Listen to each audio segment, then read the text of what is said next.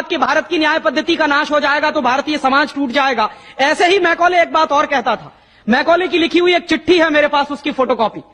London में एक library है, उसका नाम है इंडिया ऑफिस लाइब्रेरी। वहां से मैंने निकलवाई है। इंडिया ऑफिस लाइब्रेरी में से ऐसे कुछ 50,000 से ज्यादा डॉक्यूमेंट्स मैं निकाल के लाया और वहां के कई लोगों की मदद से हमने वो निकलवाए हैं। तो उनमें एक चिट्ठी है मैकॉले की, वो उसके अपने पिताजी को उसने लिखी है। जब वो यहां ऑफिसर बन के आया है तो मैकॉले क्या लिख रहा है कि भारतीय समाज को अगर बर्बाद करना है तो भारतीय न्याय पद्धति बर्बाद करो। तो वो करने के लिए उसने आईपीसी बना दिया, सीआरपीसी बना दिया, सीपीसी बना दिया और बर्बाद हुई। दूसरी बात वो कहता था कि भारतीय समाज को बर्बाद करना है तो भारतीय शिक्षण पद्धति का नाश करो। तो मैकॉले कहा करता था कि जो भारतीय शिक्षण पद्धति है, वो खुद मानता था इस बात को, यह दुनिया की सबसे ज्यादा विकसित और सबसे अच्छी पद्धति। क्या होता था, यहां गुरुकुल चलते थे, गुरुकुलों में विद्यार्थी पढ़ते थे और विद्यार्थी 20 साल तक, 25 साल तक ब्रह्मचर्य का पालन करते हुए शिक्षा ग्रहण करते थे, संस्कार मिलते थे और वो संस्कार लेकर समाज में जाते थे। उन्हीं संस्कारों से संस्कृति बनती थी और वही संस्कृति भारतीय संस्कृति कहलाती थी। ऋषि थे, मुनि थे, बड़े बड़े ज्ञानी थे, महात्मा थे, वो गुरुकुलों को चलाया करते थे और सारे के सारे गुरुकुल जो चला करते थे उनमें वेदों का अध्ययन, पुराणों का अध्ययन, उपनिषदों का अध्ययन, जो भारतीय ज्ञान है, जो भारतीय मनीषा है, उन्हीं सब का अध्ययन संस्कृत के माध्यम से कराया जाता था। मैकॉले ने क्या किया कि गुरुकुलों का नाश अगर करना है तो उसने एक कानून बनाया। क्या कानून बनाया? संस्कृत में जितने विद्यालय इस देश में चलते थे, हिंदुस्तान में अंग्रेजों के जमाने में, उन सबको उसने इल्लीगल घोषित किया, गैर कानूनी। और उसने प्रतिबंध लगा दिया कि संस्कृत भाषा के माध्यम से कोई भी गुरुकुल चलेगा उसको अंग्रेजी सरकार मान्यता नहीं देगी।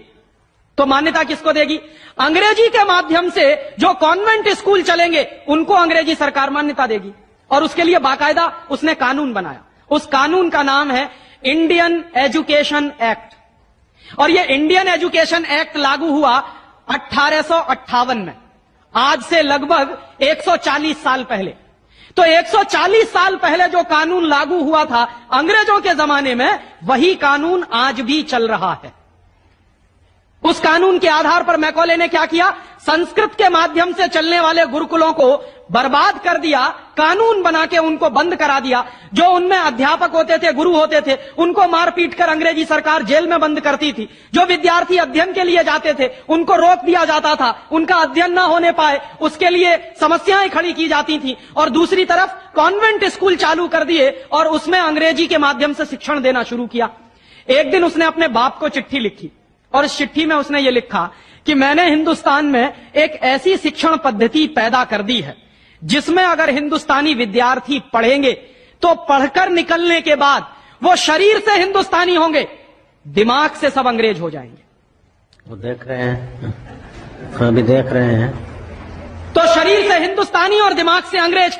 तो मैकॉले दूसरी बात लिख रहा है उस चिट्ठी में कि जब वो शरीर से हिंदुस्तानी और दिमाग से अंग्रेज हो जाएंगे तो अंग्रेजों के हिसाब से सारे काम करेंगे। और वो विद्यार्थी जब कॉन्वेंट स्कूल में से निकलेंगे तो सबसे ज्यादा गालियां भारतीय संस्कृति को देंगे, सबसे ज्यादा गालियां अपने मां बाप को देंगे। कैसे? मॉम और डैड कह के। डैड माने होता है मरा हुआ, और मम्मी माने होता है शव। इजिप्ट में आप जाइए, मिस्र एक देश है, वहां पे ममीज कहा जाता है किसको?